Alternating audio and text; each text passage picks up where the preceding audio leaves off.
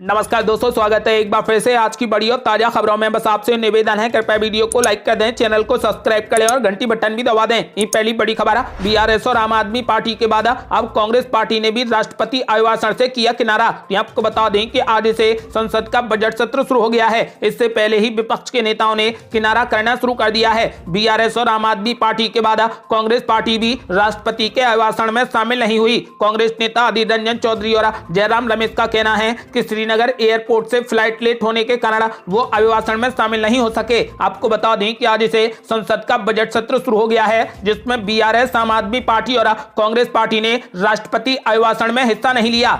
और बड़ी खबर, श्रीनगर में विपक्ष तलाशती रही कांग्रेस पार्टी 23 बुलाए 8 ही पहुंचे। अब भारत जोड़ो यात्रा 2.0 की तैयारी। आपको बता दें कि कांग्रेस की भारत जोड़ो यात्रा का समापन हो चुका है। इसी बीच पार्टी के वरिष्ठ नेता केसी वेणुगोपाल ने संकेत दे दिए हैं कि यात्रा का दूसरा चरण भी कुछ समय में शुरू हो जाएगा। खास बात है कि श्रीनगर में आयोजित समापन समारोह में कांग्रेस को विपक्षी एकजुटता के मामले में निराशा मिलती दिख रही है। पार्टी ने करीब 23 दलों को न्योता भेजा था, लेकिन इसमें 8 ही दल पहुंचे। कांग्रेस को उम्मीद थी कि आमंत्रित किए गए सभी दलों के प्रतिनिधि शेरे कश्मीर स्टेडियम में कांग्रेस का हिस्सा बनेंगे, लेकिन ऐसा नहीं हुआ। खबर है कि पार्टी के राष्ट्रीय अध्यक्ष मल्लिकार्जुन खड़गे ने 23 राजनीतिक दलों के प्रमुखों को पत्र लिखा था। विपक्षी एकजुटता के लिहाज से कांग्रेस को निराशा हाथ लगी। वायनाड सांसद राहुल गांधी की अगुवाई में जारी भारत जोड़ो यात्रा में बिहार के 2 बड़े राजनीतिक दलों का गायब रहना चर्चा का विषय रहा। सत्तारूढ़ दल जनता दल यूनाइटेड और राष्ट्रीय जनता दल दोनों ही श्रीनगर नहीं पहुंचे। इसके अलावा दोनों ही पार्टियों के नेता यात्रा में भी शामिल नहीं हुए। खास बात है कि जदयू और आरजेडी बिहार की महागठबंधन सरकार में कांग्रेस के साथ में है। यात्रा के दौरान कांग्रेस को राष्ट्रवादी कांग्रेस पार्टी, शिवसेना, जेएमएम और डीएमके का साथ मिला। आदित्य ठाकरे, सुप्रिया सुले, संजय राउत जैसे कई बड़े नेता पदयात्री बने, लेकिन श्रीनगर में आयोजित कार्यक्रम से नदारद रहे। एक मीडिया रिपोर्ट के मुताबिक समापन समारोह में केवल 8 दल पहुंचे। इंडियन एक्सप्रेस से बातचीत में वरिष्ठ कांग्रेस नेता केसी वेणुगोपाल ने पार्टी के अगले कदम पर बात की। उन्होंने बताया कि हाथ से हाथ जोड़ो अभियान की शुरुआत हो चुकी है। उन्होंने जानकारी दी कि 3 महीने लंबे इस अभियान में हमारे नेता और कार्यकर्ता यात्रा का संदेश लेकर लोगों तक पहुंचेंगे। कांग्रेस नेता का कहना है कि इसके बाद निश्चित रूप से भारत जोड़ो यात्रा के दूसरे चरण की शुरुआत होगी। उन्होंने बताया कि अब तक इसकी रूपरेखा तैयार नहीं की गई है, लेकिन निश्चित तौर पर दूसरा चरण होगा जिसमें राहुल गांधी भी शामिल होंगे। उन्होंने कहा कि इस पूरे साल कांग्रेस फील्ड पर उतरेगी, यानी राहुल गांधी दूसरी भारत जोड़ो यात्रा जल्द करेंगे। और बड़ी खबर, नीतीश कुमार पर उपेंद्र कुशवाहा ने बोला जबरदस्त हमला। बोले मुझे लॉलीपॉप नहीं बल्कि हिस्सेदारी चाहिए। आपको बता दें कि जनता दल यूनाइटेड नेता उपेंद्र कुशवाहा ने एक बार फिर बिहार के मुख्यमंत्री नीतीश कुमार पर जमकर हमला बोला। उन्होंने कहा कि उन्हें एमएलसी बनाकर लॉलीपॉप थमा दिया गया, लेकिन उन्हें अपनी हिस्सेदारी चाहिए। उपेंद्र कुशवाहा ने कहा कि एमएलसी बनाकर उन्हें लॉलीपॉप दिया गया है, उन्हें ऐसे पद का लालच नहीं है। उन्होंने आगे कहा कि मैंने केंद्रीय मंत्री का पद छोड़ा था। नीतीश जी ने जैसे 1994 में लालू यादव से हिस्सा मांगा था, उसी तरीके से मुझे भी हिस्सेदारी चाहिए। हिस्सा लिए बगैर खाली हाथ में कहीं नहीं जाने वाला। प्रेस कॉन्फ्रेंस कर उपेंद्र कुशवाहा ने कहा कि नीतीश कुमार कहते हैं कि जेडीयू में आने के बाद मुझे बहुत इज्जत दी गई, लेकिन मुझे संसदीय बोर्ड अध्यक्ष का झुंझुना थमाया गया। जब मैं पार्लियामेंट बोर्ड का अध्यक्ष बना तो जेडीयू के संविधान में कोई भी महत्व नहीं था। बाद में जेडीयू के संविधान में संशोधन किया गया, मुझे पार्लियामेंट्री बोर्ड का सदस्य बनाने का अधिकार नहीं मिला। पार्लियामेंट्री बोर्ड चुनाव में उम्मीदवारी पर विचार करता है, ये अधिकार भी मुझे नहीं मिला। चुनावों में उम्मीदवारों के चयन को लेकर मुझे कोई सुझाव नहीं लिया गया। मैं बिना मांगे राष्ट्रीय अध्यक्ष और नीतीश जी को सलाह देता रहा। आपको बता दें कि अब उन्होंने नीतीश कुमार पर जबरदस्त हमला बोला।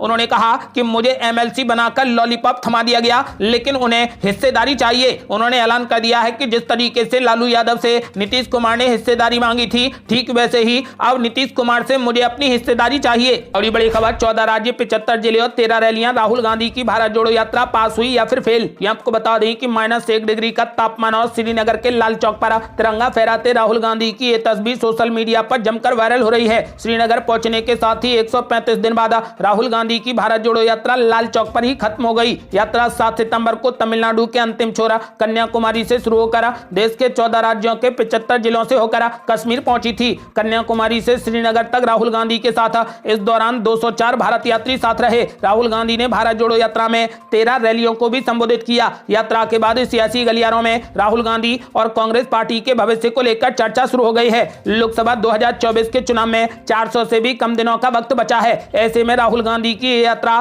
कांग्रेस संगठन में जान फूंकने के लिए कितना कारगर साबित होगी। भारत जोड़ो यात्रा के जरिए कांग्रेस देश भर में राहुल गांधी को गंभीर छवि वाले नेता बताने में कामयाब हो गई है। घुटने में चोट के बावजूद राहुल गांधी का पैदल चलना मीडिया और सोशल मीडिया की सुर्खियों में बना रहा। ठंड में टी शर्ट पहनकर यात्रा करना भी चर्चा में रहा। 2011 के बाद देश में राहुल गांधी की छवि गंभीर नेता की नहीं थी, जो जरूरत के वक्त या तो गायब रहते हैं या मुद्दा नहीं उठा पाते। राहुल गांधी ने भारत जोड़ो यात्रा के वक्त खुद इस वाक्य का जिक्र करते हुए कहा कि मेरी छवि खराब करने के लिए करोड़ों रुपए खर्च किए गए। 2014 में करारी हार के बाद कांग्रेस जमीन पर लड़ाई में लगातार पिछड़ रही थी। दूसरे शब्दों में कहें तो कांग्रेसी सड़कों से गायब हो रहे थे। भारत जोड़ो यात्रा की दूसरी सबसे बड़ी उपलब्धि ये रही कि तमिलनाडु से लेकर जम्मू कश्मीर तक सड़कों पर कांग्रेसी उतर आए और 2024 चुनाव के दृष्टिकोण से कांग्रेस इसे बड़ी संजीवनी मान रही है। और बड़ी खबर, सर्वे में हुआ बड़ा खुलासा, बीजेपी के लिए 2 और राज्यों में बजी खतरे की घंटी। ये आपको बता दें कि इस साल 9 राज्यों में विधानसभा के चुनाव हैं और अगले साल 2024 में आम चुनाव होंगे।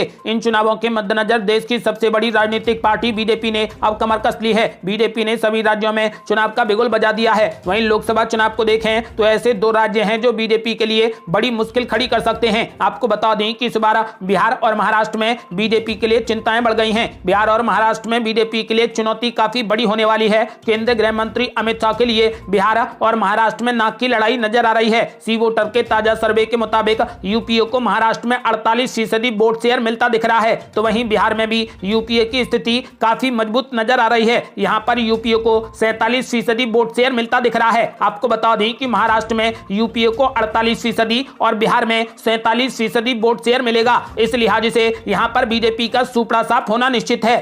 अगली बड़ी खबर, बीजेपी पर जमकर भड़का उद्धव ठाकरे गुट, कहा मौलाना मुलायम सिंह यादव को पद्म विभूषण देना कार सेवकों का अपमान। ये आपको बता दें कि शिवसेना उद्धव गुट ने समाजवादी पार्टी के दिवंगत संरक्षक मुलायम सिंह यादव को पद्म विभूषण दिए जाने पर सवाल उठाए। पार्टी ने अपने मुखपत्र सामना में संपादकीय लिखकर इस फैसले के खिलाफ विरोध जताया। लेख में कहा गया है कि सपा के दिवंगत संरक्षक मौलाना मुलायम सिंह यादव को पद्म विभूषण से सम्मानित करना राम मंदिर आंदोलन के हजारों कार सेवकों के बलिदान का अपमान है। मालूम हो कि केंद्र सरकार ने बीते बुधवार को घोषित पद्म पुरस्कारों के तहत पद्म विभूषण अवार्ड के लिए मुलायम सिंह यादव के नाम का ऐलान किया था। इसके बाद सांसद डिंपल यादव और शिवपाल यादव समेत कई पार्टी नेताओं ने उन्हें देश के सर्वोच्च असैन्य सम्मान भारत रत्न से सम्मानित किए जाने की मांग की है। आपका क्या मानना है? क्या मुलायम सिंह यादव को भारत रत्न दिया जाना चाहिए? अपनी राय हमें वीडियो लाइक कर कमेंट बॉक्स में जरूर दें। अगली बड़ी खबर, संतों पर भड़के स्वामी प्रसाद मौर्य, बोले धर्म के ठेकेदारों को आखिर क्यों लग रही मिर्ची। ये आपको बता दें कि समाजवादी पार्टी के नेता स्वामी प्रसाद मौर्य रामचरितमानस के बाद अब जाति को लेकर लगातार ट्वीट कर संतों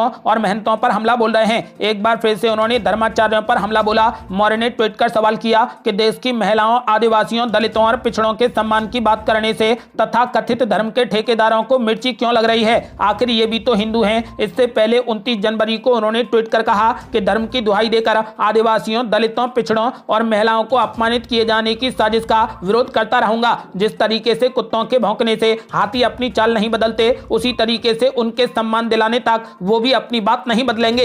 अगली बड़ी खबर, महाराष्ट्र को मिलेगी 2 वंदे भारत ट्रेनों की सौगात, पीएम मोदी 10 फरवरी को दिखाएंगे हरी झंडी। ये आपको बता दें कि प्रधानमंत्री नरेंद्र मोदी महाराष्ट्र को एक साथ 2 वंदे भारत ट्रेनों की सौगात देंगे। पीएम मोदी 10 फरवरी को मुंबई आएंगे और छत्रपति शिवाजी महाराज टर्मिनस से 2 वंदे भारत ट्रेनों को हरी झंडी दिखाएंगे। प्रधानमंत्री नरेंद्र मोदी की 10 फरवरी को मुंबई यात्रा प्रस्तावित है। मध्य प्रदेश के रेलवे के एक वरिष्ठ अधिकारी ने बताया कि रेलवे बोर्ड से इस संबंध में निर्देश प्राप्त हुए हैं कि मुंबई दौरे में पीएम नरेंद्र मोदी छत्रपति शिवाजी महाराज टर्मिनस से 2 वंदे भारत एक्सप्रेस ट्रेनों को हरी झंडी दिखाएंगे। ये 2 वंदे भारत एक्सप्रेस ट्रेन महाराष्ट्र के लोकप्रिय तीर्थ शहरों शिरडी और पंढरपुर की यात्रा को आसान बनाएंगी। और बड़ी खबर, अब सड़क से मात्र 2 घंटे में पहुंचेंगे दिल्ली से जयपुर। 12 फरवरी को पीएम मोदी देंगे बड़ी सौगात। ये आपको बता दें कि दिल्ली से मुंबई को सीधा जोड़ने के लिए दिल्ली मुंबई एक्सप्रेसवे का निर्माण किया जा रहा है। कुल 1390 किलोमीटर लंबे इस एक्सप्रेसवे का निर्माण कार्य अगले साल मार्च महीने तक पूरा होने की संभावना है। इससे पहले प्रधानमंत्री नरेंद्र मोदी